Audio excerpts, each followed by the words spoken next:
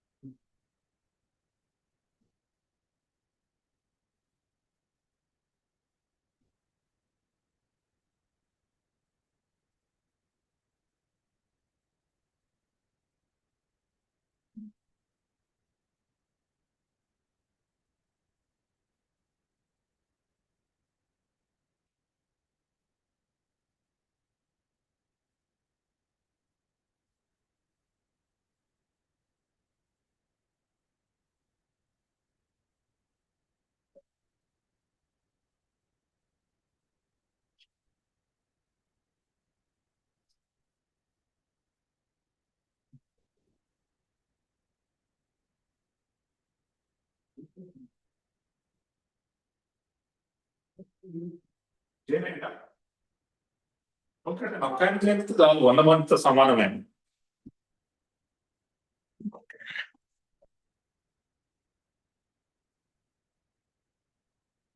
Ajay sir, good morning.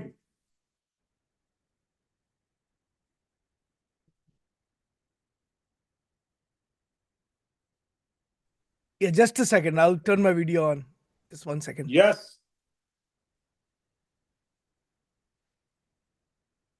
Ajay sir, looking smart in the pic. Please don't call sir. Just call Ajay. You have to give the answer. By nature, I am smart. 1 second. Let me turn on my video. Yeah, please. Okay. Hi. Good Namaste. Good morning. How are you, sir? Good morning. Please just call Ajay. No, sir. Yo, okay, done. So we I are heard starting that on time, sir. Within 3 minutes, we are starting. With you on, we started, sir. Okay. so all three of us are here, right? All three. Yes, sir. Rahul supposed to join. Rahul sir supposed to join, and Krishna also joining. Prakash Rao is joining also, right? No, I don't think. Prakash, I didn't invite it, sir. This is not his subject. Tomorrow I plan for some other subject for him. Okay, because he called me, so I thought he is going to be here. So No. Classification of guests basing on their credibility and their background, sir. okay. So I'm still working on setting up the video a little bit because it's kind of looking somewhere else. Yeah. So just a second. I have this on.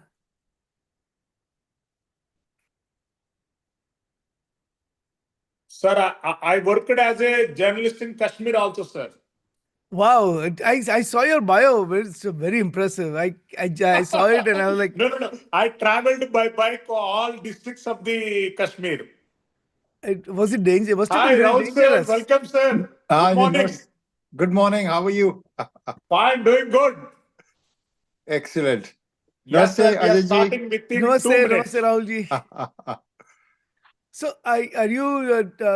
When you traveled in Kashmir, when was this? Which year was this? Silveri ji is just saying that he 2006 and traveled in Kashmir 2007. in all the districts by bike. 2006 and 2007, sir. Wow. At the time, I was doing some story for German-based radio station. Sir, 1 minute left. Yeah. Okay. Is this live or you're recording it? It's a live, sir. YouTube live. It's a live, sir. I already shared the live link to you, sir. Okay. Well, I'll concentrate on this. So I'll leave the live one out for now. But yeah, okay. Please, I'll check yes, it out sir. later. Thank you. Yes.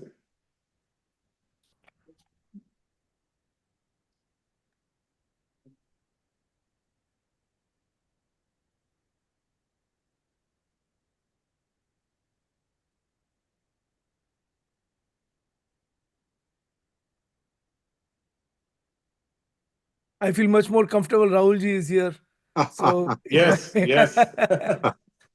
Very happy to see you, Ajay ji. Yes. Yeah, very happy to see you. If I misspeak sir, something, you can correct me. No. Yeah, That's, we are starting. Arish, start countdown. You have your phone?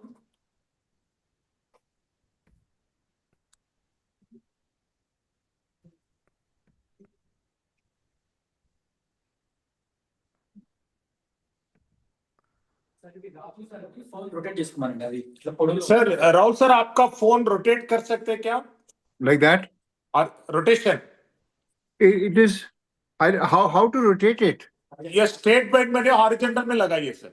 It is right now, but it is not.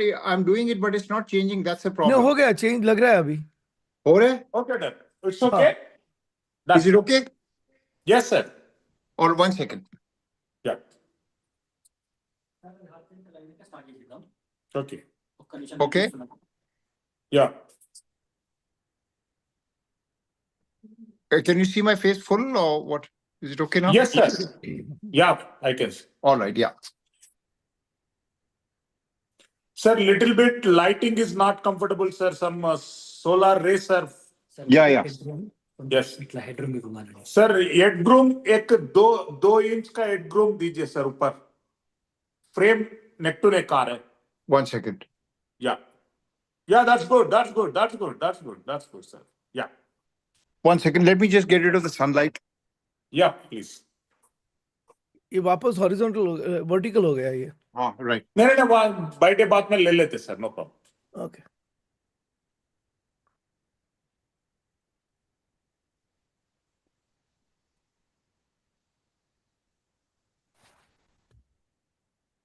I don't know why I'm not getting. Is it okay now? It's okay, sir, no problem. Just use cool down, sir, anyway. Yeah. Your frame little bit center. Yes. Yeah.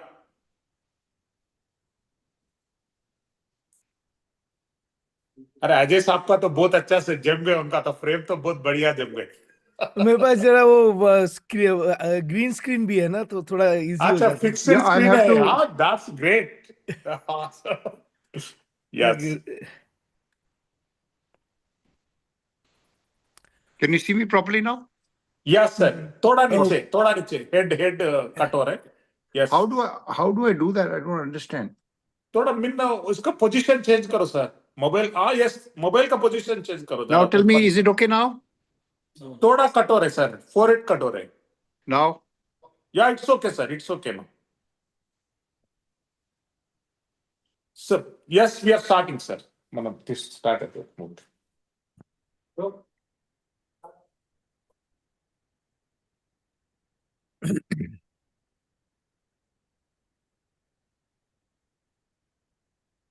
Already.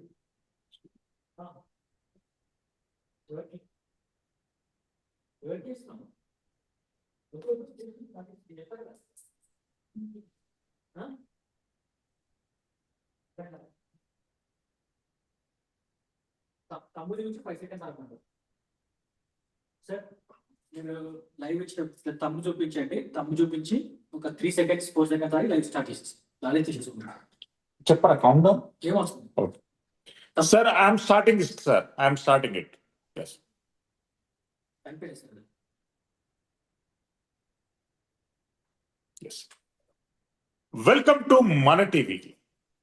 Warm greetings and greetings to all Indian diaspora, Indian Republic Day celebrations worldwide. All Indian NRIs are celebrating Indian Republic Day. We are in the 75 years of the Diamond Jubilee celebrations, our independence, as well as formation of Constitution. Today, Mana TV is coming with the greatest occasion. We are encashing and we have invited very stalwarts. Really, they are iconic personalities of the Indian community. I welcome Rahul Sur sir, is a retired IPS officer and worked as a chief for the United Nations peacekeeping evaluations, as well as is a Maharashtra cadre IPS officer, and he served as a IGP, as well as now he is serving as a executive director, HAHR, Hindu Advanced Human Rights in America, and worldwide they are working on the different violations. Where there is a violation, there is a suppression against the Hindu. Uh, we'll find the name of the Rahul sir. Rahul sir, welcome to Mana TV. Namaste. Yes. Namaste. As well Thank you as very we much. having one fantastic guest, Ajay Shah.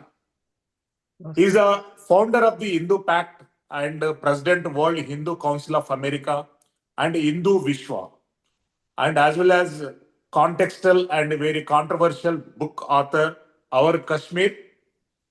Ajay Shah, welcome to Mana TV. As Thank well you. as we having our beloved friend, Mr. Krishna, also he will participate a little bit later on. We'll start with Ajay Shah. Ajay Shah ji, what is your message for the universe on the occasion of the 75 years of the celebration, Indian Constitution, as well as independence? No, it's a excuse me. First of all, thank you very much for inviting us. We really appreciate. I really appreciate it. I think you're doing such a fantastic job, and it's a privilege to be part of your show here.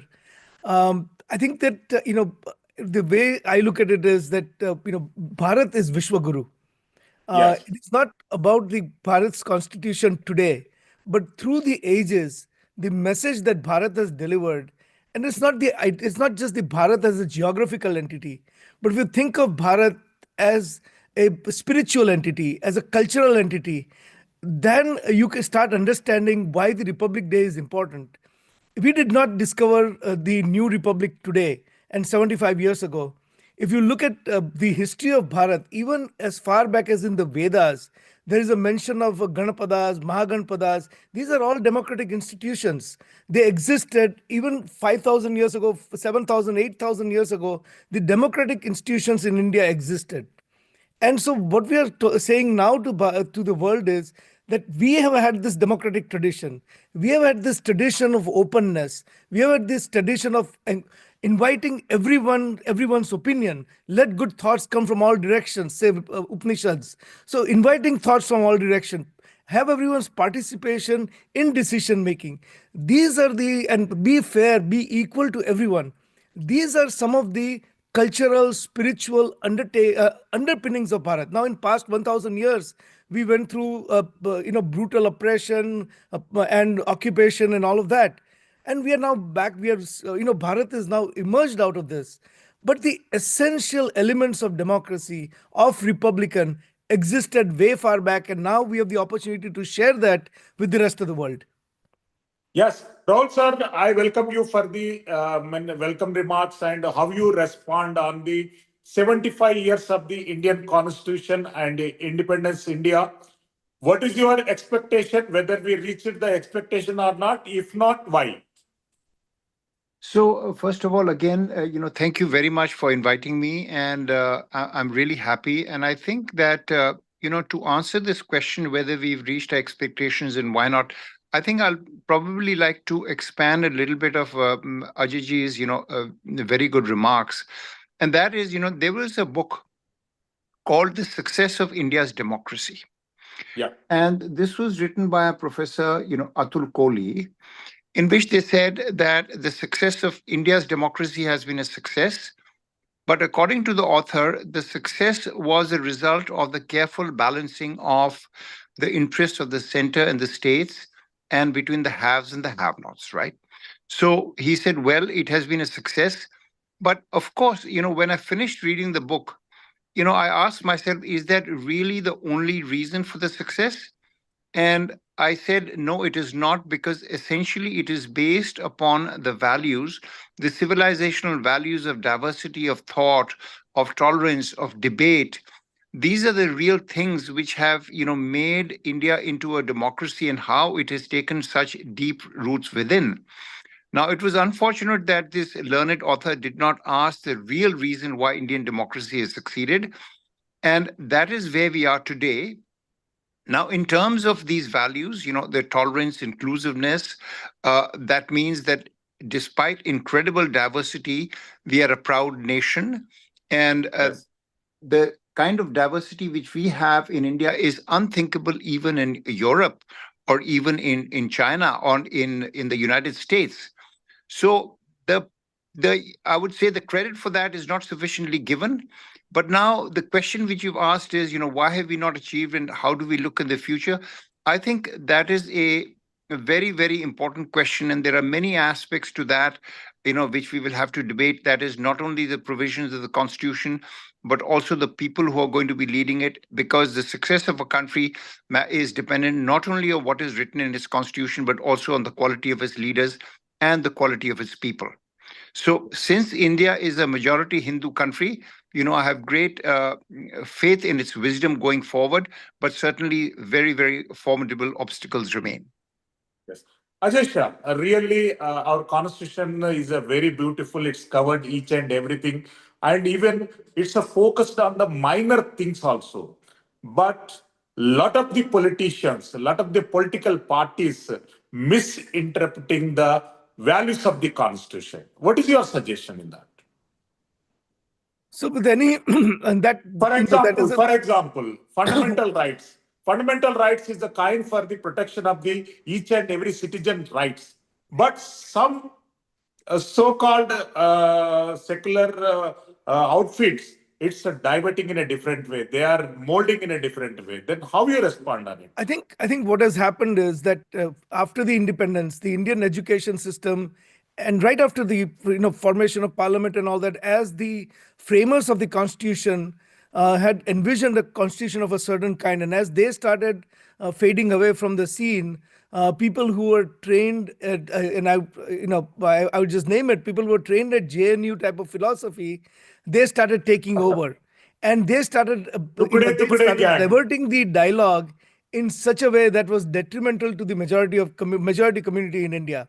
So, for example, the freedom of religion was supposed to be all encompassing, as it emanated out of our principle of ekam satavipra bahudha vadanti, or sarva dharma sambhav.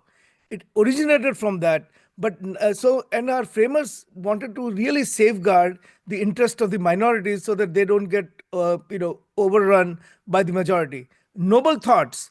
But once it went into the hands of politicians who did not have the historic context and did not respect the Indian history or civilization or the culture, they started twisting this constitution to suit their own needs. So, for example, they came up with, they decided they would leave, they would still leave in place the management of temples in the hands of the government.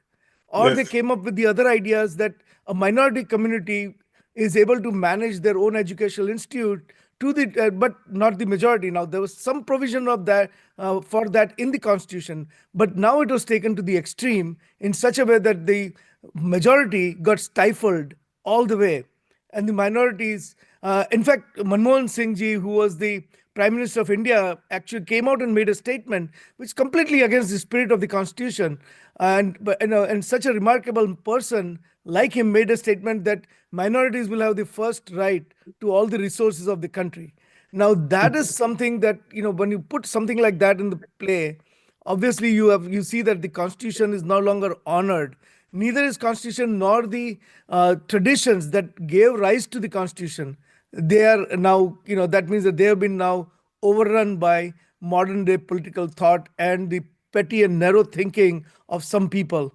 That is the unfortunate part. Yes, Rahul sir, you are the better person to speak on the fundamental rights. Why? Because your focus and your vision was the worldwide protection of the human rights as well as. How you respond about the Indian Constitution and fundamental rights? Yeah, so again, developing on what Ajay has said, that it was envisaged in the constitution that we would do our utmost to protect, minority rights, and that's all for the good.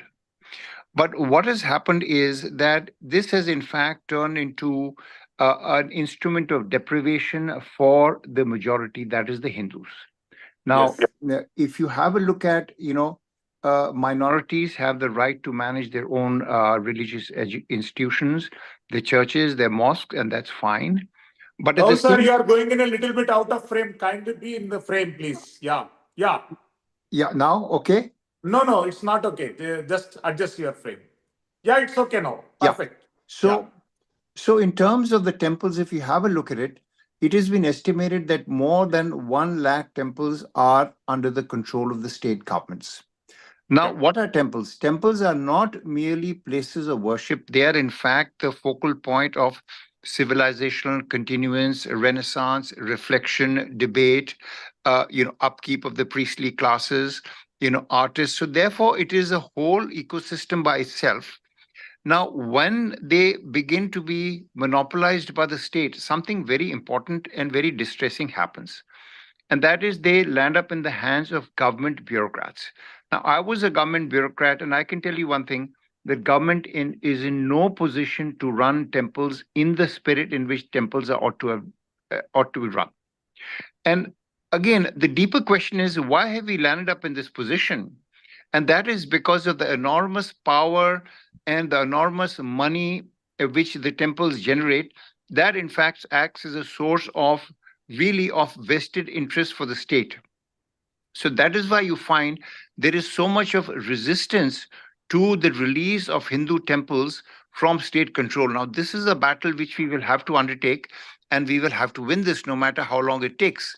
Because if you have the rule of law in this country, and if minorities are allowed to run their own religious institutions, then obviously the same thing, must be given to the majority.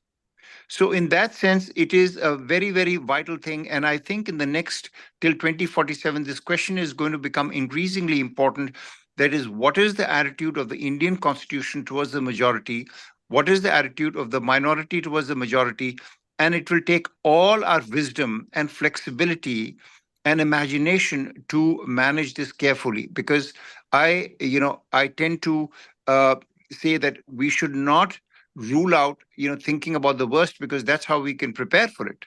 So in the sense that this lack of equality between Hindus and other minorities is truly troubling. And that extends also to things like, for instance, the Uniform Civil Code. It extends to things like marriage. There is a vast gap between what the Indian government and the state prescribes for minorities and the majority. Yes, Ajay bhai, even Bharatiya Janata Party, NDA alliance, directly or indirectly in ruling in 22 or 23 states, even we are not able to see temples are free from the government clutches in that states also. What are the reasons So, for I that? mean, again, taking off of what Rahulji just said, right? Like Yes. the Constitution, there's Article 25 2A of the Indian Constitution that allows the state to make laws. Religious freedom, yes. Right. to make Yes. laws regulate or restrict any economic, financial, political, secular activity that may be associated with religious practices. So this is the guys that, so the proponents of this, temple control, they argue that a temple's financial and administrative operations, like the management of donation, property, charity, public charity, they are secular. Okay, they don't say that for mosque, they don't say that for church, but they say for the Hindu temples, the money that is coming in is actually secular in nature. Now, what ends up happening is that the money comes in under that guise. They call the donation that we are doing from our Astha, we are putting money in the mandir, and these the government actually from 1 lakh mandirs that Rahulji just mentioned takes Yes. that money and then appropriates it for other purposes. It may even go to purpose you never wanted to support. This is your donation, it's not tax money. So now, but you will never meet a politician of any party anywhere in the world who does not like revenue coming in, because that is the source of the exercise of power for them. Once you have a lot of that magnitude of money coming in, you can do a lot of political things with it. You can put it in the district and you can gain advantage, voting advantage for the next election. You can run schemes that benefit your political party, things like that. So no political party, unfortunately, whether it's BJP or Congress or Aam Aadmi Party, doesn't matter which party, politicians like to get money that they can use to further their political cause. And it's really unfortunate that the temple money is being used in this manner. And I think that really, I don't think of myself as a political activist. I am a Hindu activist. I'm a Yeah. Hindu advocate, which means that I want all political parties to compete for the Hindu vote and tell all political parties should compete and say, we are going to make things right for Hindus. We are not asking for special privileges. We just want equal treatment, right? And if that doesn't happen, and at some point we can talk about it, then what will end up happening is what happened with the case with Ramakrishna Mission, which Yeah. with the word Ram and Krishna in the name, they went to the court and said, we are not Hindu. They now lost it in Supreme Court, and we can talk about it in more detail. But this is a short, answer to your current question. Yes, Rahul sir. Another beautiful feature is the separation of powers. Indian Constitution giving the lot of features, and it's a separation of powers of the execution, judiciary, and legislatory system. How you comment on the separation of powers? So the separation of powers, the executive and the legislature in the parliamentary system is supposed to be one, right? Yes. The real distinction comes between the judiciary and the executive and the parliament. Now, what we have seen for a variety of reasons is you can look at it two ways. One is that the judiciary is becoming more powerful and more activist in response to the shortcomings of the executive. That's one alternative. The second alternative is to look at it and say, well, they are getting more active and they are occupying a place where they should not be occupying, and they are becoming quasi-administrative, quasi-legislative bodies. And Yes. I think there is truth in both of them, but at the same time there is also another aspect, that is the judiciary doing something which the executive does not want to do, and the executive is using the judiciary to take unpopular decisions and pass it on, with them. So all these elements are there, but certainly I think the judiciary has been occupying more and more the place of the executive, including administering, giving orders for the future. Essentially, a judicial function is a retrospective function. That is, it is supposed to decide on things which have already happened, right? And we have now the situation where the Supreme Court, everything goes to the Supreme Court, which means that in an implied manner, the high courts and the lower courts are less effective, and therefore the public have less trust in them. So this really needs to be corrected. And in terms of the judicial appointment, that certainly needs to be corrected, because now it has become a self-appointing, kind of system in the Supreme Court.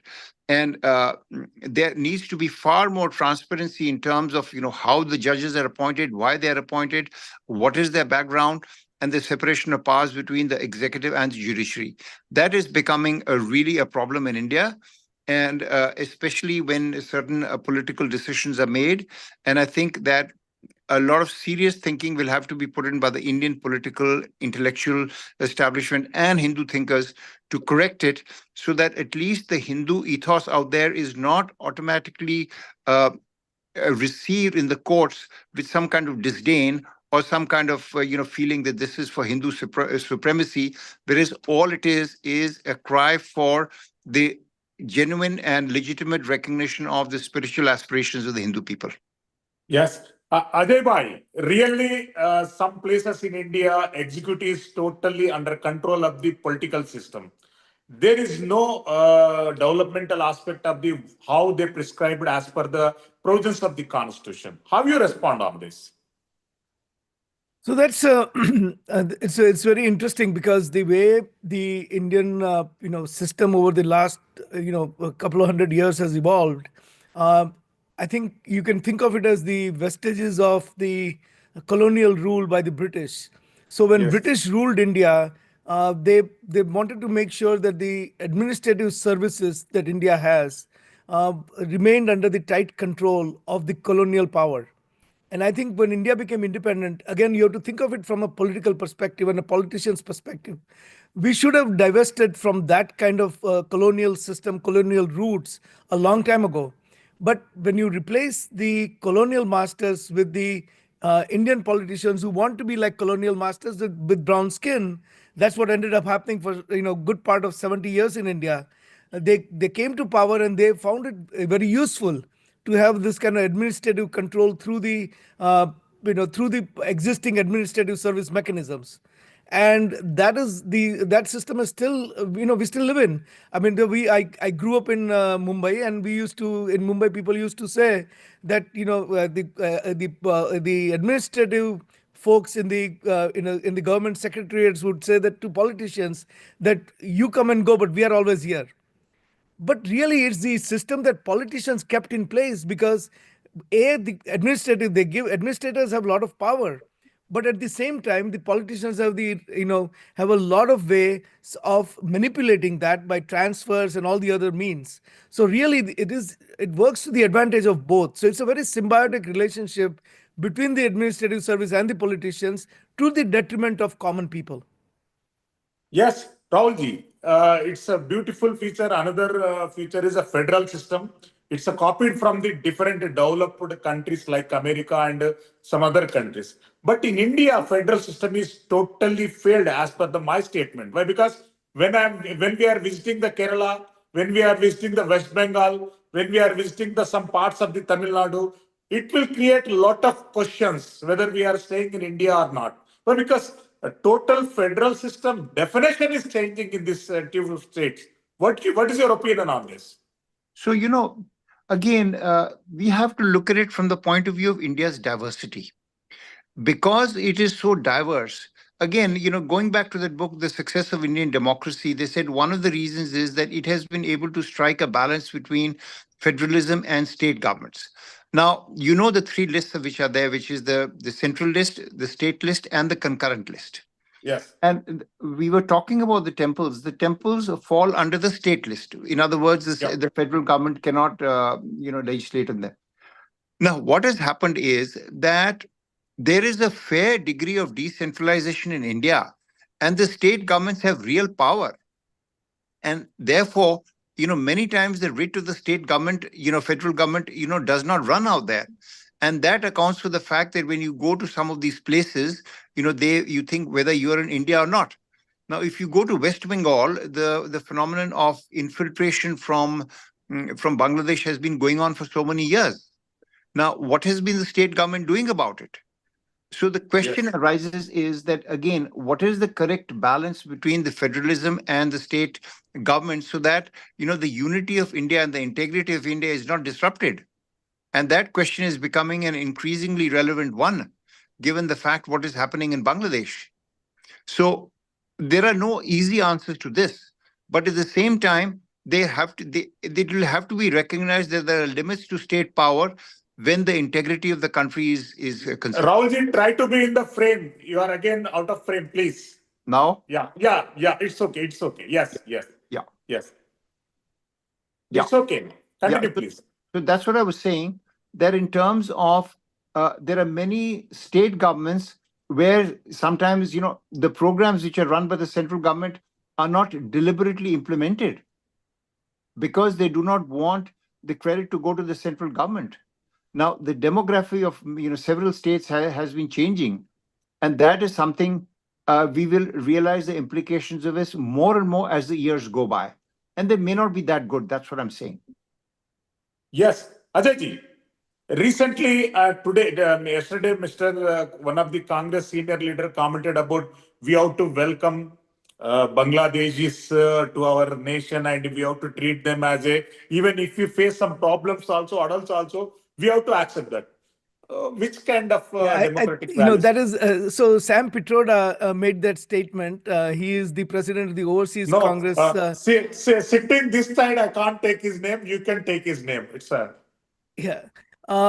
It's amazing that in today's environment in America, you sit in America when you see what is happening in last 4 years, over 1 million illegal immigrants came to America.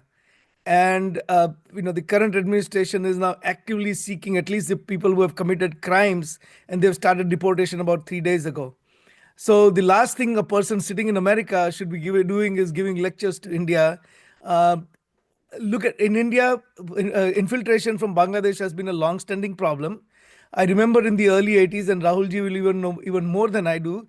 But even in as far back as in late 70s, early 80s, there was in Assam there was a big mass movement against it. There were 2.5 million illegal immigrants in Assam in late 70s and early 80s. And at the same time, there were about 7.5 million illegal immigrants from Bangladesh in India. And you can look at, so now if you look at the demographic implications, you look at the implications in terms of economy, you look at the implications in terms of terrorism, in terms of crime. For someone sitting in Chicago to be making this statement when people in West Bengal are suffering daily as a result of this illegal immigration, where a lot of the areas in Assam and Bengal are no-go zones for Hindus because they have been completely taken over by illegal Bangladeshis. You hear about the kind of atrocities they're committing on the native population over there of Hindus, and you say that, oh, we should welcome them and share our wealth. A person who is Rohingya from Myanmar is being settled illegally in Jammu. Now, you have to only think about why that person is being settled in Delhi or Jammu, where they have no geographic connection, no linguistic connection, no connection of culture. Why do you think that person is being settled in Jammu? Is it because they Yes. want to change the demography of Jammu so that the next election comes with the fake Aadhaar cards and fake voter cards? These people are going to become voters, and they will then start a movement or even support a movement even in Jammu, which is happening in the Kashmir Valley, which is a separatist movement from India. So these are not just demographic changes; these are the changes to the national boundaries of India. Not to speak of crime and terrorism and the economic implications, all the Hindus that is happening in India. So for a person in Chicago to make this kind of statements, which are without knowing the ground reality, is very detrimental to people who live in India. And I hope that the people in India will respond to that. Yes. Rahulji, internal security and external security is a 1,000 million question in India. We are having 170 national border security spots as well as 100 coastal security spots. Every day we are facing a lot of some cause of ceasefire classification. Bro, what do you suggest for that? Again, the border areas of the country, irrespective of the government, state government in control, should be under the control of the federal government. That is, Yes. you should be having a border, say 2 kilometers or whatever it is, which is adjacent to the external borders of the country, which are completely under the control of the federal government. That's one.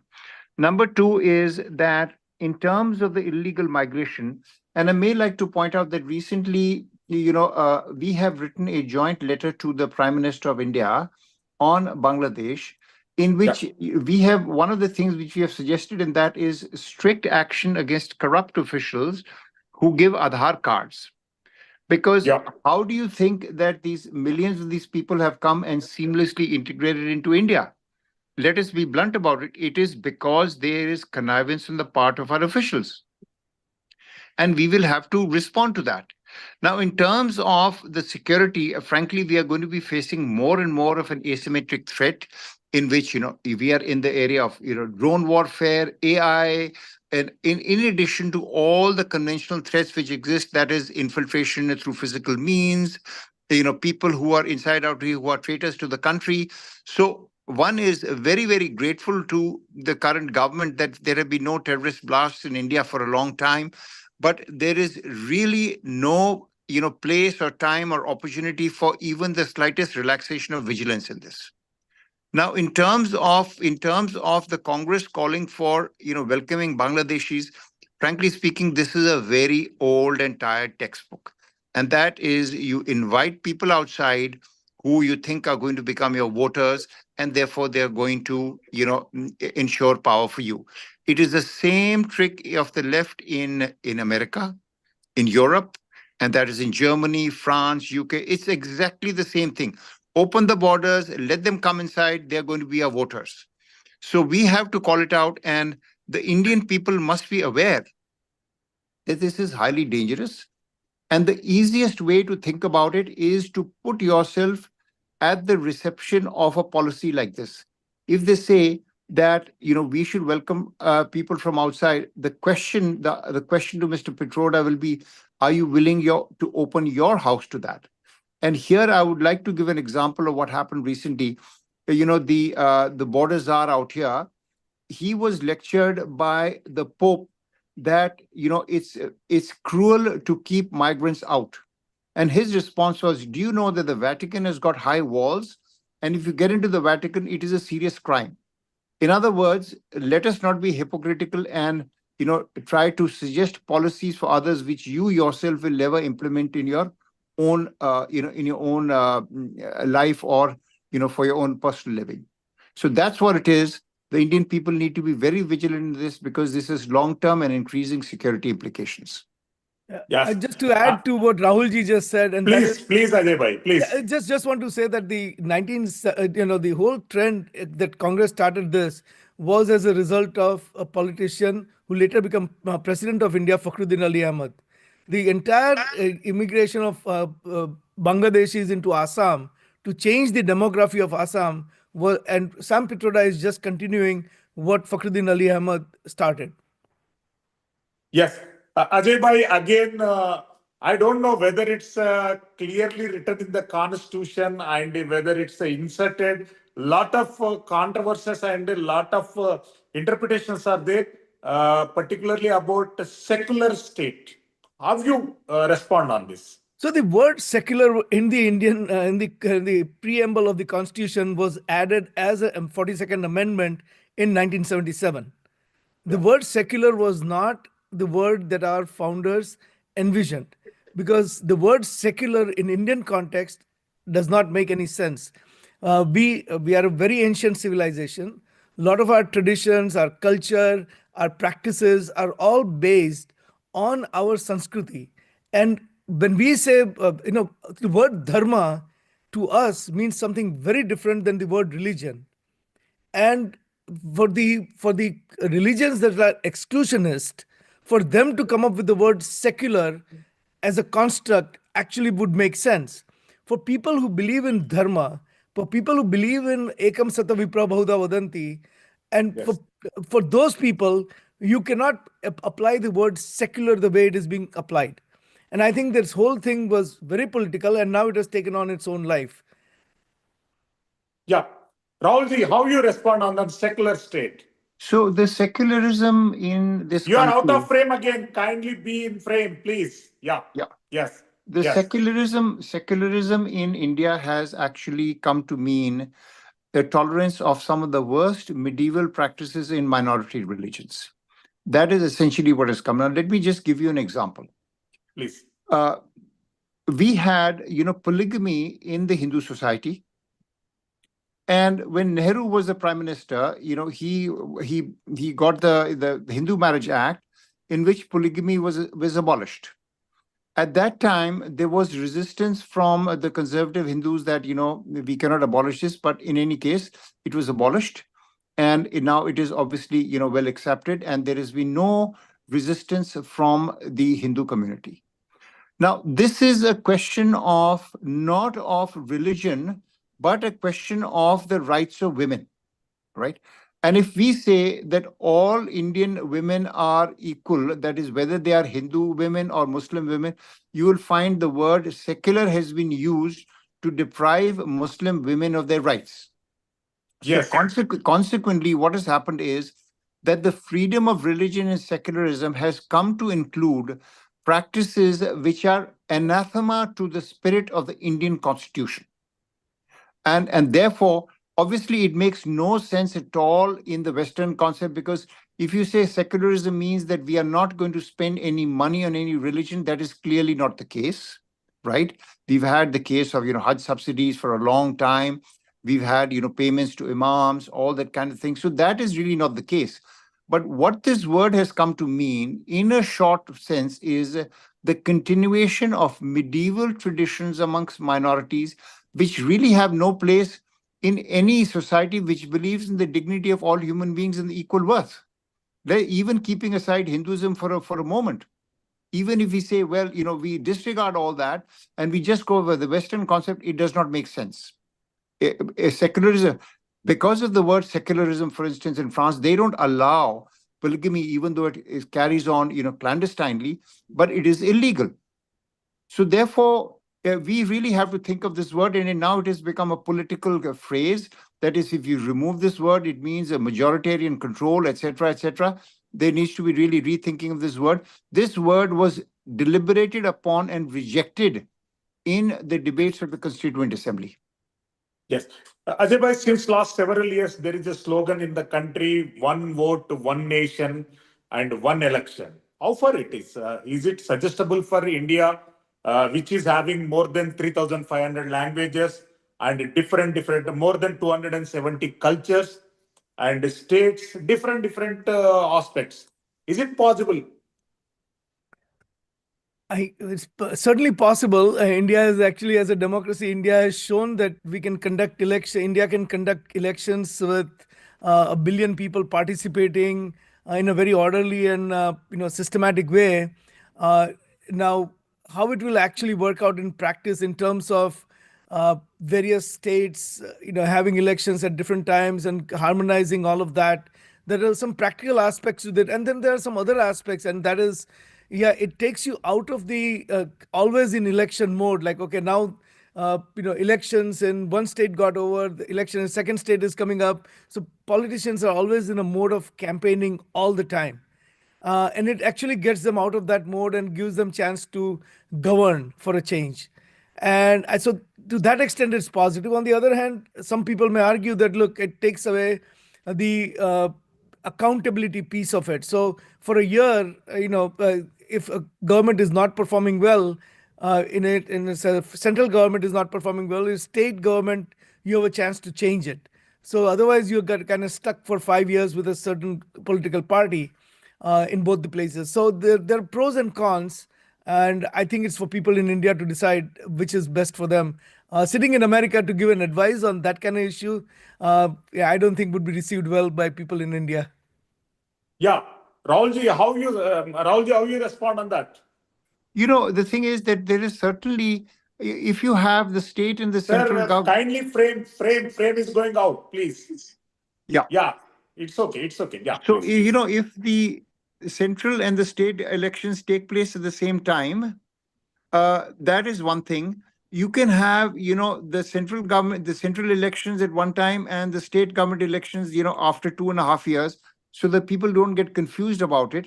But certainly there is an argument to be made for the fact that there is consistent governance, the fact that everybody is not in election mode all the time, and that it's like, it's like a lottery. Now we're going to have elections in, UP, then they're going to be in Gujarat, then they're going to be West Bengal, and all these random events popping up all the time, which the elections are not meant for elections. The elections are meant for a purpose, and that is that you're supposed to govern and you're supposed to take the country ahead.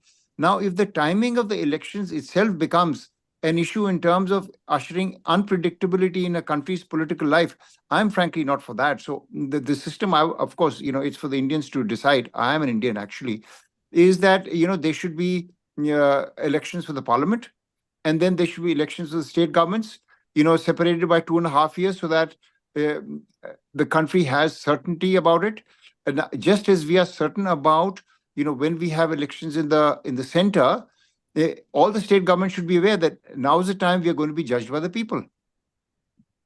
Yes. Ajay bhai, Government of India talking about nanotechnology and laser technology, Vande Bharat trains, bullet trains, a lot of advancements in the technologically. Another side, raising the poverty index and a lot of issues among the people, within the people. Then how to counter it?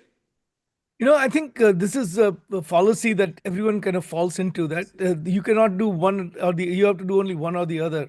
There is such a thing as in America, there's a saying that you can actually walk and chew the gum at the same time. So look at it from this perspective. The money that is spent on technological advances have in past helped Indians come out of poverty, come out and betterment of everyone's life. If you look at India now, in last 15 years, 10 years, 12 years, India's poverty rate has the abject poverty. I'm not talking about, poverty has many categories. The abject Yes. poverty rate in India has come down to 14%. I remember when I was growing up, that rate was over 65%. So to bring the amount of people, and India's population since then has almost increased by 3 times. It was, it used to be about 500, 700 million people. Now it is 1.4 billion. So from 500 million to 1.4 billion, let's say, at least 2.5 times, 3 times the population has gone up. But the poverty rate has gone down. So a lot of people have been pulled from poverty. Now you may say that how this is people come out of poverty. We created different kinds of employment, whether it is in technology field where there's so many people employed in all the way from computer software development to manufacturing of cell phones to Apple is manufacturing cell phones in India now, to all the back office operations that are technologically enabled, and now increasingly people being employed in this space technology. So when you start growing the entire economy in multiple aspects of it, when you start bringing in these new technologies, eventually it ends up helping all the population. It lifts everyone out of poverty. I remember people at one time marching on the streets in Mumbai saying that they don't want computers in the bank. And today you can go back and say, did computers in the bank lift more people out of poverty or did it eliminate more jobs? And you can argue that there are now more banks, that banks are employing even more people than before, and they're offering more services to people. The services are reaching more rural areas. The satellite, the money that was spent in space enables better farming, better weather forecast, uh, and more better education in remote areas. So I think to say that you can only do one but not the other, or put all the money in schools but don't put it in space program or nanotechnology or artificial intelligence, I don't think that a country can run that way. And then there's the Yes. aspect of defense, right? Unless you're advanced technologically, you will not exist as a country. Yes. Rahul sir, education and health are the major and essential commodities of the any democratic countries. But in India, education in the hands of the private sector, health in the hands of the private sector, poorest among the poor people not able to get the justice for their problems. Then how you suggest? So education and health, I think these are really critical Yeah, I things. mean, America is a great example. They Yeah. have own system for the education and health. A lot of things are happening within the America. Well, we can take that as a model, Yeah. So education and health, let me just, talk about these two in an interconnected manner. please. In terms of, India's poverty and how, we have somewhat come out of it, but still have a long way to go. I think the fundamental mistake which we made in our country when we started, when we became independent, was that we did not believe in universal primary education.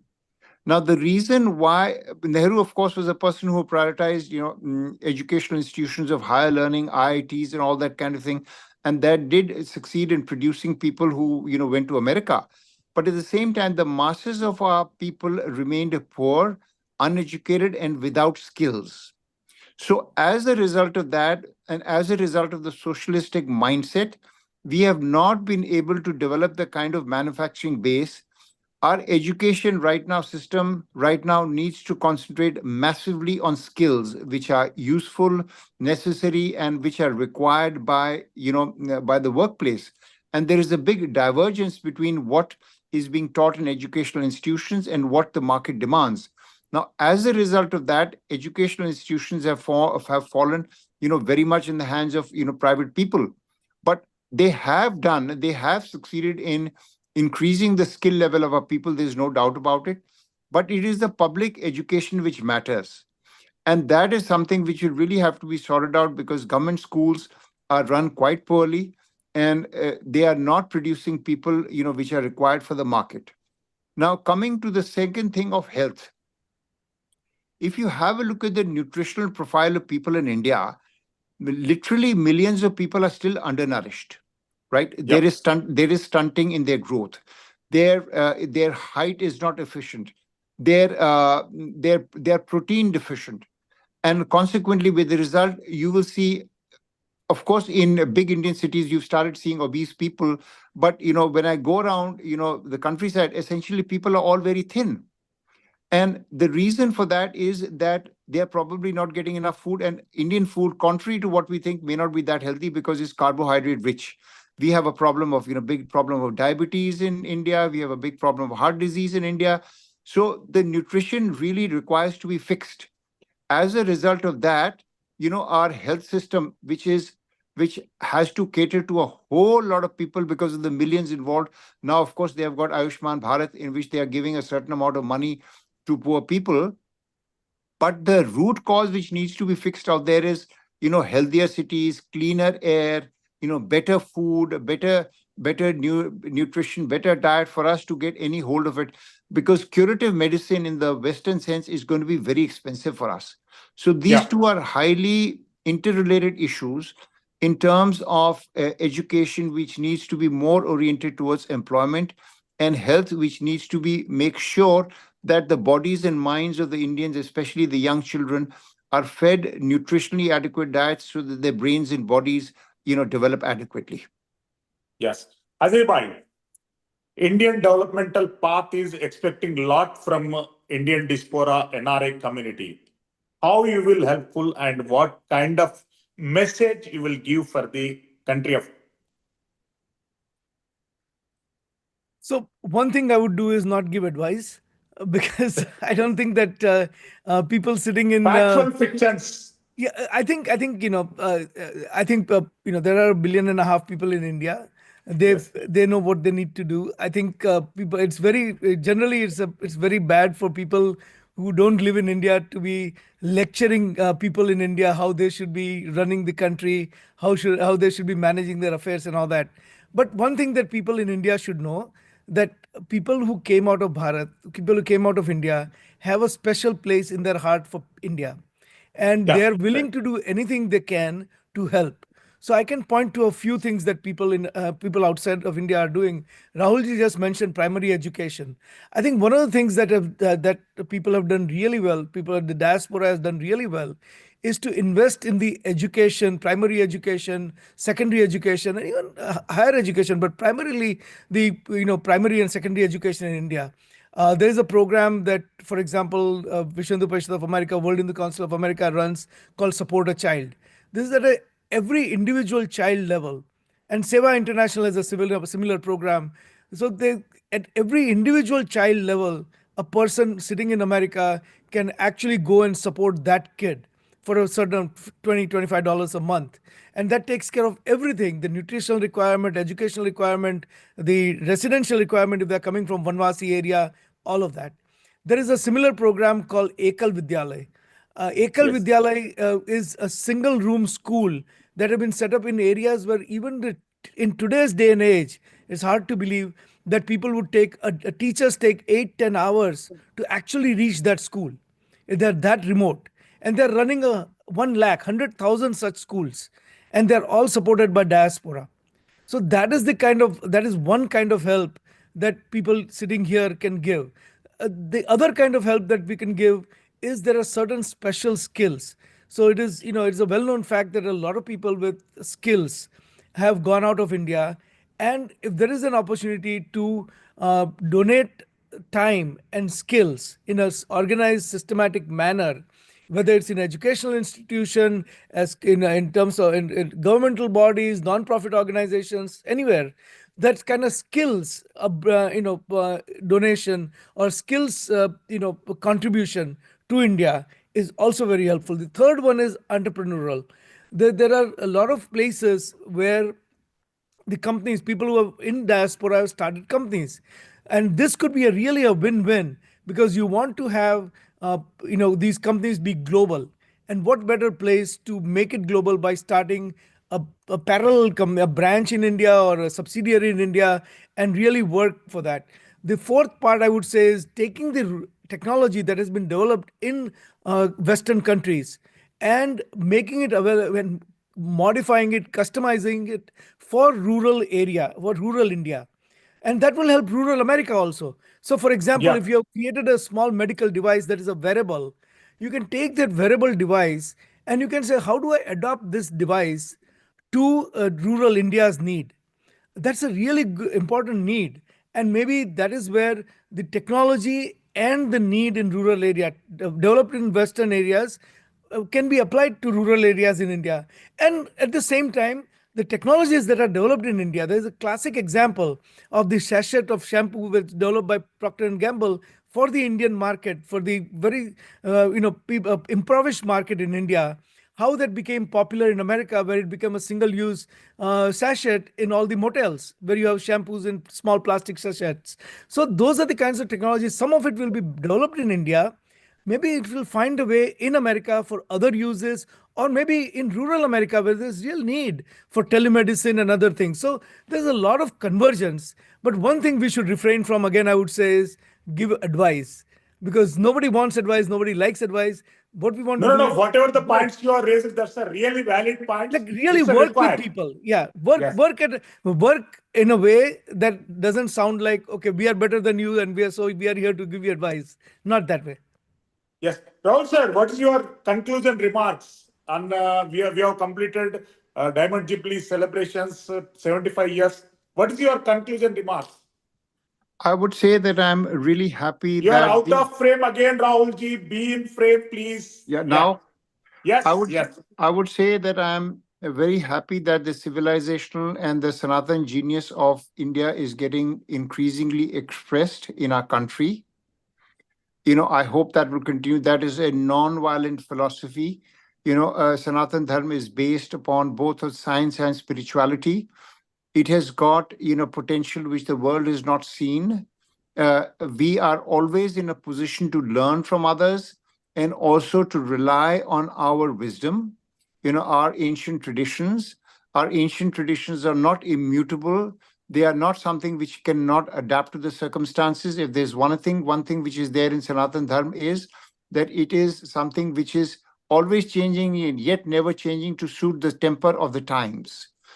What I would say is that India is approaching a critical time, in its arc of development and as a nation. And I think the next 20 years is going to be really, really, can be promising, but also can be very trying for the country based upon all the civilizational issues which are coming up. And we will have to be, firm and determined, as we go forward to make sure that our country and Sanatan Dharma survives. Remember, this is the only country in the world where Hinduism exists apart from, Nepal. And the reason why it didn't travel to the rest of the world is that we do not believe in conversions, right? Yet at the same time, all religions are not the same. So I look forward to India's future with a mixture of great hope and at the same time, with a hard-headed look as to make sure that we are completely aware of the challenges and we take the necessary steps to counter them ruthlessly if necessary.